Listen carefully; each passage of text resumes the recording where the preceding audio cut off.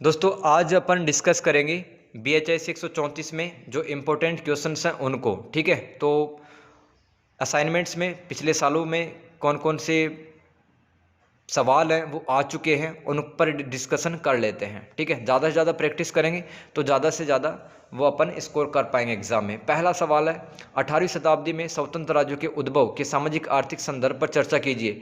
यानी कि 18वीं सदी में जो नए नए राज्य उभर कर सामने आ रहे थे, मराठा राज्य, सिख राज्य, जाट राज्य, मैसूर राज्य और हैदराबाद राज्य। दोस्तों ये नए नए राज्य स्वतंत्र हो रहे थे। ठीक है, क्योंकि मुगलों का भी इस टाइम पे विघटन हो रहा था। दिसंबर 2022 के पेपर में आया है और 20 नंबर का था। यानी कि भारत की आर्थिक स्थिति और सामाजिक स्थिति के बारे में चर्चा करनी है। भारत में 18वीं सदी को दो महत्वपूर्ण बदलावों द्वारा चिन्हित किया गया था, जिसने सत्ता संरचना को बदल दिया। यानी कि भारत पर जब मुगलों का शासन था और जब मुगल विघटन की स्थिति में आ गए तो यहाँ पर नए नए राज्य उभर कर सामने आ रहे थे। ठीक है, साथ ही साथ दोस्तों समाज और आर्थिक व्यवस्था उसमें बदलाव हो रहा था। इस समय मुगल साम्राज्य का विघटन हो रहा था, साथ ही साथ कुछ स्वतंत्र राज्य उभर कर आए, जैसे कि मराठा, सिख, जाट, मैसूर राज्य, हैदराबाद राज्य। मैसूर राज्य कहाँ पर था? जहाँ पर कभी किसी जमाने में विजयनगर साम्राज्य रहा करता था। 18वीं शताब्दी में ईस्ट इंडिया कंपनी के लिए राजनीतिक तथा आर्थिक प्रभुत्व का मार्ग स्थापित हो गया। यानी कि कंपनी ने 1757 का प्लासी का युद्ध जीता और 1764 ईस्वी में बक्सर का युद्ध जीता। तो भारत में राजनीतिक रूप से और आर्थिक रूप से किसका दबदबा स्थापित हो गया? अंग्रेजों का। 18वीं सदी का भारत आर्थिक व सामाजिक प्रगति करने में असफल रहा। राज्य की राजस्व मांग में बढ़ोतरी, यानी कि किसानों पर नए नए टैक्स लगा करके उनका जो जीवन है वो बोझिल बना दिया गया। उच्च अधिकारी यहाँ के तथा साहूकारों व जमींदारों द्वारा किसानों का शोषण, भारत में उपस्थित क्षेत्रीय ताकतों का इस समय विस्तार होता था। क्षेत्रीय ताकतें मतलब कि यहाँ पर नए नए राज्य उभर कर सामने आ रहे थे। राइट, तो समाज में इस टाइम पे काफ़ी गरीबी थी दोस्तों, और जो यहाँ का राजा था वो विलासिता में, भोग विलासिता में डूबा हुआ था। ठीक है, एक तरफ धनी व रईस कुलीनों के पास बेशुमार दौलत थी तथा दूसरी तरफ किसान अत्यधिक पिछड़े, उत्पीड़ित व दरिद्र थे। किसानों को हर तरह के अन्याय और असमानता को झेलना पड़ता था। फिर भी 18वीं सदी में भारतीय जनता की स्थिति अंग्रेजों के शासन की तुलना में बेहतर थी। यानी कि जब अंग्रेज आए तो भारतीय जनता का शोषण है वो बढ़ गया था। ठीक है, 1750 तक नहीं था, क्योंकि जो भारतीय राजा थे वो किसानों पर इतने ज़्यादा टैक्स नहीं लगाते थे। ठीक है, और वो रहम भी बरतते थे आपदा की स्थिति में। ठीक है, लेकिन अंग्रेजों ने ऐसा रहम नहीं बरता। 18वीं सदी में भारतीय अर्थव्यवस्था की विशेषताएं इसमें पढ़ते हैं। इस समय कृषि लोगों की आय का प्राथमिक स्रोत थी। यानी कि हर कोई व्यक्ति खेती में ही लगा हुआ था। ठीक है, वो अपना जीवन खेती से ही चलाता था। यानी कि इस टाइम पर भारत में कोई उद्योग धंधा नहीं था। ठीक है, जिससे कमाई हो सके। शासक लगातार युद्ध में उलझे हुए रहते थे। इनके पास में भूमि की कृषि स्थिति में सुधार करने का समय नहीं था। मुगलों के समय से भारत का विदेशी व्यापार खूब फला फूला। भारत कच्चे रेशम, क्या क्या बेचता था? भारत कच्चे रेशम बेचता था, रेशमी कपड़ा बेचता था, नील बेचता था, चीनी बेचता था, काली मिर्च, हाथी दांत, कीमती पत्थरों का निर्यात करता था। ठीक है, तो इसके बाद में अपन देखते हैं क्या अपने को लिखना है आंसर में। देखो, फारस की खाड़ी। ठीक है, फारस की खाड़ी कहाँ पर थी? जहाँ पर आज का जो ईरान का देश है ना, ईरान का पुराना नाम क्या था? फारस था। ठीक है, ईरान का पुराना नाम क्या था? फारस था। ओके, तो फारस की खाड़ी से भारत में क्या क्या आता था उस पर एक बार देख लेते हैं। ठीक है, देखो, फारस की खाड़ी से ऊन आता था, खजूर, शहद, मिट्टी के बर्तन, सूखे मेवे और विलासिता की वस्तुओं का आयात करता था भारत। भारत के सूती वस्त्र दुनिया भर में प्रसिद्ध थे। इतने भौतिक समृद्धि के बावजूद भारत की आर्थिक स्थिति में कोई सुधार नहीं था। यानी कि हम दोस्तों व्यापारिक फायदे की स्थिति में थे, हम व्यापारिक फायदे की स्थिति में थे, लेकिन फिर भी इतने गरीब क्यों थे 18वीं सदी में? क्योंकि दोस्तों देश के भीतर सिख राज्य, जाट राज्य, मराठे राजाओं के लगातार विद्रोह होते रहे तथा साथ ही साथ अफगानिस्तान के जो दो आक्रमणकारी थे, जैसे कि नादिर शाह का आक्रमण 1739 ईस्वी में, अहमद शाह अब्दाली का 1761 ईस्वी में आक्रमण हुआ। तो इन आक्रमणों और इन विद्रोहों के कारण भारत की जो आर्थिक स्थिति है वो लगातार कमजोर हो रही थी। ठीक है, नेक्स्ट पॉइंट, फ्रांस, इंग्लैंड, पुर्तगाल और स्पेन जैसे यूरोपीय देश भी भारत के साथ व्यापार करने में रुचि रखते थे। उन्होंने देश की राजनीतिक और आर्थिक अस्थिरता में योगदान दिया। यानी कि इन कंपनियों ने शुरुआत में तो जो एकाधिकार पत्र हुआ करता था वो लेकर के यहाँ पर व्यापार करते थे, लेकिन दोस्तों समय के साथ में ये भारत पर अपनी पकड़ और मजबूत करते गए। ठीक है, और इससे भारत की जो राजनीति और आर्थिक स्थिरता है, ठीक है, इसमें इन कंपनियों ने योगदान दिया। अंततः लास्ट में भारतीय अर्थव्यवस्था को चौपट कर दिया इन यूरोपीय कंपनियों ने। देखो इतना सब कुछ होने के बावजूद भी हमारा जो देश है भारत, ठीक है, उसका हस्तशिल्प उत्पाद अभी भी दुनिया भर में प्रसिद्ध था। ठीक है, अब 18वीं सदी में भारतीय कृषि के बारे में पढ़ लेते हैं। 18वीं सदी में भारत की कृषि तकनीकी रूप से पिछड़ी और अस्थिर थी। ठीक है, पिछड़ी थी क्योंकि यहाँ पर किसानों के पास में अच्छे बीज नहीं थे और किसानों के पास में कोई कृषि यंत्र नहीं था। ठीक है, कोई ट्रैक्टर वगैरह नहीं था, तो भारतीय जो कृषि है वो पिछड़ी हुई थी इस टाइम पर, राइट।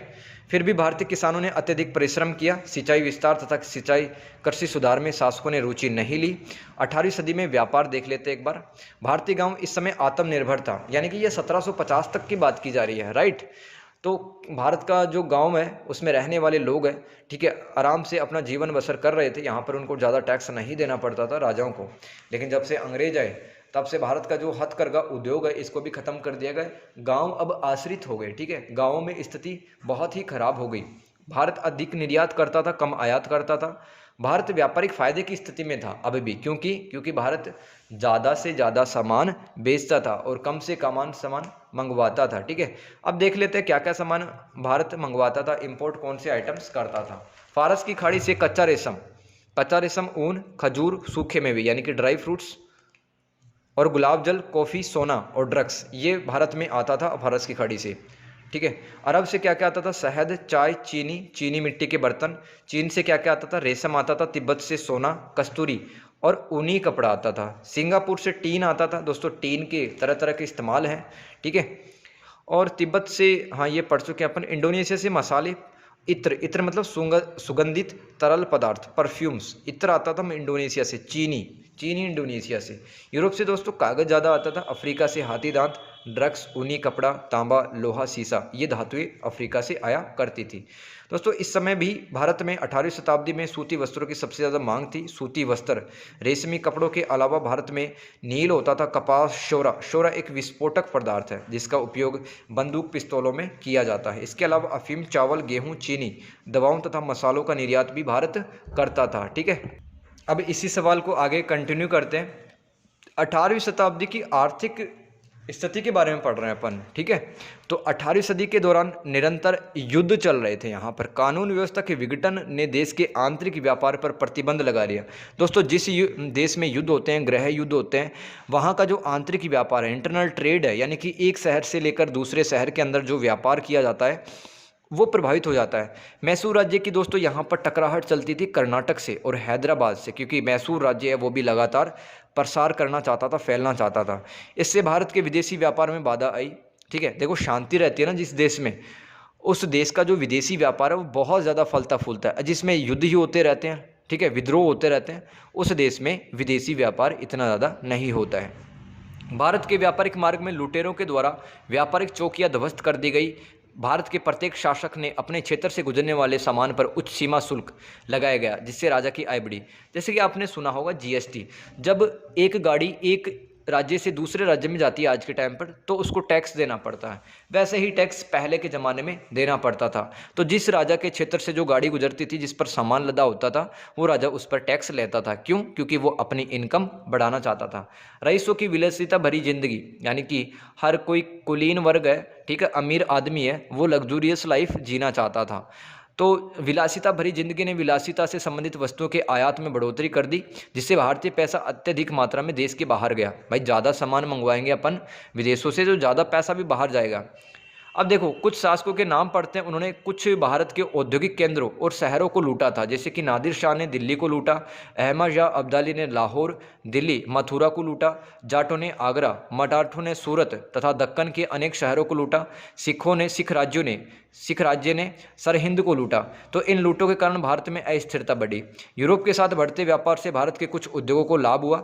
महत्वपूर्ण कपड़ा उद्योग केंद्र, यानी कि कौन से ऐसे भारत के शहर थे जो बहुत ही ज़्यादा फेमस थे व्यापार के लिए, जैसे कि बंगाल में ढाका, मुर्शिदाबाद, बिहार में पटना, गुजरात में सूरत, अहमदाबाद, भड़ोच, ठीक है, मध्य प्रदेश में चंदेरी, महाराष्ट्र में बुरहानपुर, उत्तर प्रदेश में जौनपुर, वाराणसी, लखनऊ, आगरा, पंजाब में मुल्तान व लाहौर, आंध्र प्रदेश में मसूलीपट्टनम, विशाखापट्टनम, मैसूर में कोयम्बटूर, मदुरै, बेंगलोर और कश्मीर। दोस्तों कश्मीर इसलिए फेमस था क्योंकि यहाँ की जो ऊन थी वो भी भारत के बाहर काफ़ी इसकी ज़्यादा डिमांड थी। ठीक है, अब देखो आर्थिक स्थिति के बारे में चर्चा कर लिए। अब 18वीं सदी में समाज के बारे में पढ़ते हैं। इस समय भारत में अलग अलग धर्म जाति जनजाति वर्ग के लोग निवास कर रहे थे।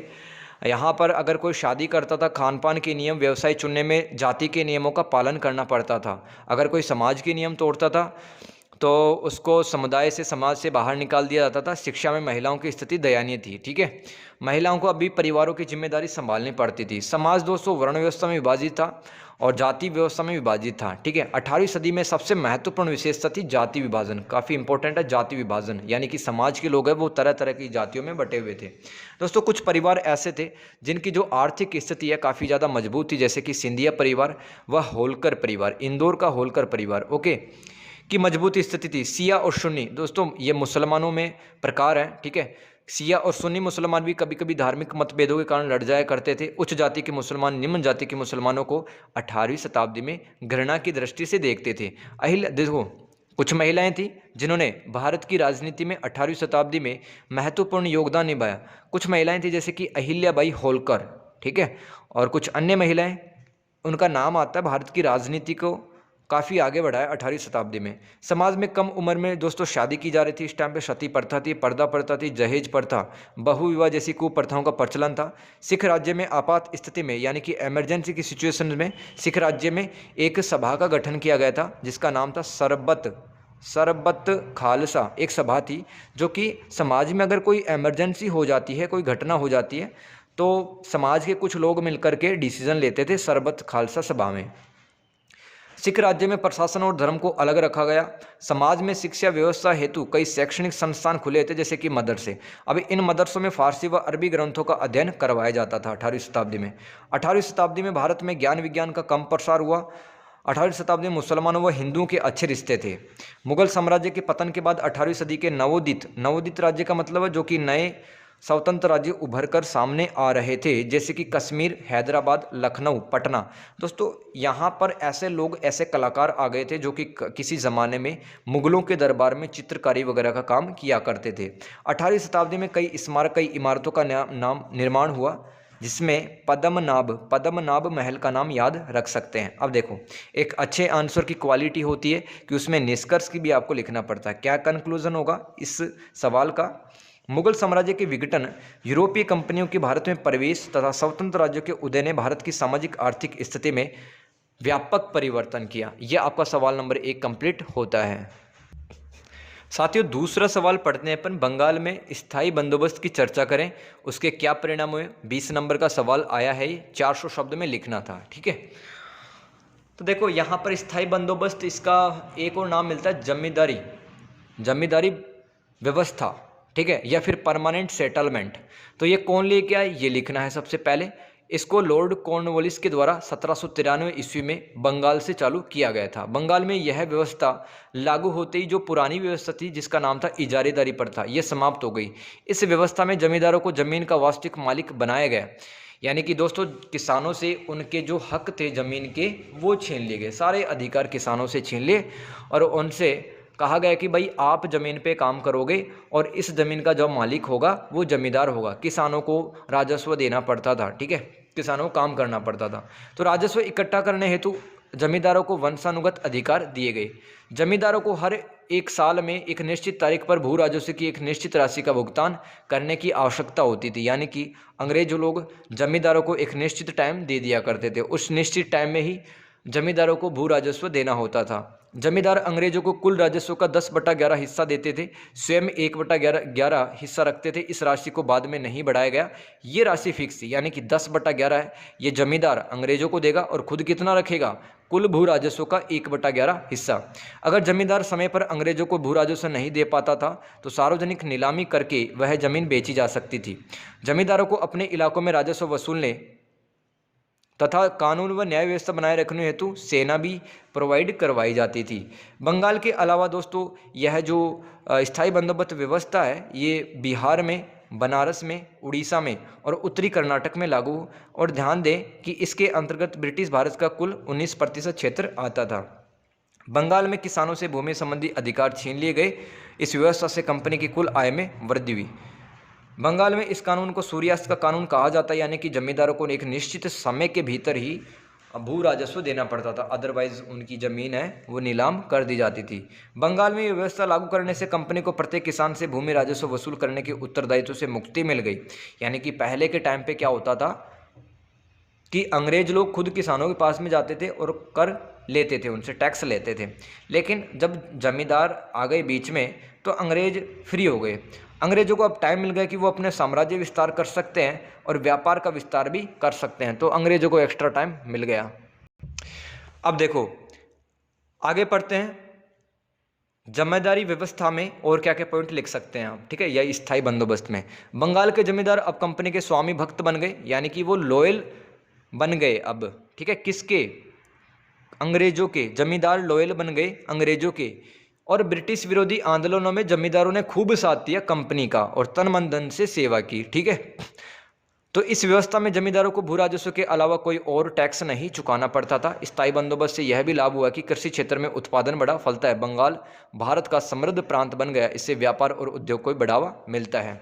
तो दोस्तों बंगाल में एक तो जो ज़मीन है वो बहुत ज़्यादा उपजाऊ है, ठीक है, और बंगाल पे अंग्रेज़ों ने काफ़ी ध्यान दिया और जो स्थायी बंदोबस्त व्यवस्था थी उसके कारण यहाँ पर जो उद्योग धंधे हैं और जो व्यापार की स्थिति है वो भी काफ़ी मजबूत बन गई पहले से। अब लास्ट देख लेते हैं, इस जो क्वेश्चन की रिक्वायरमेंट थी वो हमसे पूछा था कि स्थायी बंदोबस्त व्यवस्था के परिणाम क्या क्या होंगे। तो दोस्तों आप लिख सकते हैं कि राजस्व की अत्यधिक राशि का निर्धारण करने से काफ़ी जमींदार समय पर भू राजस्व अंग्रेजों को नहीं दे पाए, जिसके कारण उन्हें भूमि के स्वामित्व से वंचित होना पड़ा। नीलामी के दौरान शहर के अमीर वर्गों ने जमींदारी ले ली। अब जो अमीर लोग अगर जमींदारी ले लेंगे तो उनके पास में स्पेशलाइजेशन थोड़ी होता है, उनको थोड़ी पता होता है क्या खेत होते हैं, क्या किसान कब खेती करता है। तो उनके पास में, अमीरों के पास में खेती का कोई अनुभव नहीं था। इस वजह से ये जो अमीर लोग थे किसानों से मनमाने ढंग से भू राजस्व वसूलने लगे, जिससे किसानों की स्थिति दयनीय हो गई। तीसरा प्रभाव क्या पड़ा स्थायी बंदोबस्त से, जमींदारों द्वारा किसानों के जमीन संबंधी सभी अधिकार उनसे छीन लिए गए, जिससे किसान जमींदार पर आश्रित हो गया। इससे कृषि उपज कम हो गई। चौथा प्रभाव, स्थायी बंदोबस्त से कंपनी की आय पर नकारात्मक प्रभाव पड़ा। इस कारण से कंपनी को आर्थिक संकट से जूझना पड़ा। देखो जो जमींदार था उसको एक फिक्स राशि देनी पड़ती थी, फिक्स भू राजस्व है, और बहुत एक्स्ट्रा भू राजस्व अपने पास खुद रख लिया करता था। तो कंपनी की जो आय है, इनकम है, वो प्रभावित हुई, क्योंकि दोस्तों कंपनी के खर्चे लगातार बढ़ रहे थे और उनको पैसा तो जमींदारों के द्वारा फिक्स ही मिल रहा था, ठीक है। तो कंपनी की जो आय है वो कम हुई और कंपनी को आर्थिक संकट से गुजरना पड़ा। पांचवा प्रभाव, आम लोगों का संपर्क सिर्फ जमींदारों से था, अतः कंपनी की तरफ से कोई भी कानून नियम की जानकारी आम जनता को नहीं मिल पाती थी। अब देखो किसान किस पर आश्रित हो गया, जमींदारों पर, ठीक है, और किसान कांटेक्ट नहीं कर पाता था ब्रिटिश ईस्ट इंडिया कंपनी से। तो इसलिए ब्रिटिश ईस्ट इंडिया कंपनी जो भी कानून ये बनाती थी वो किसानों तक नहीं पहुंच पाती थी वो जानकारी, ठीक है। ये परिणाम आप लिख सकते हैं। तो आज 2 सवाल कंप्लीट किए। नेक्स्ट क्लास में मिलते हैं नए सवालों के साथ में, बने रहिए, तब तक हैव ए गुड डे।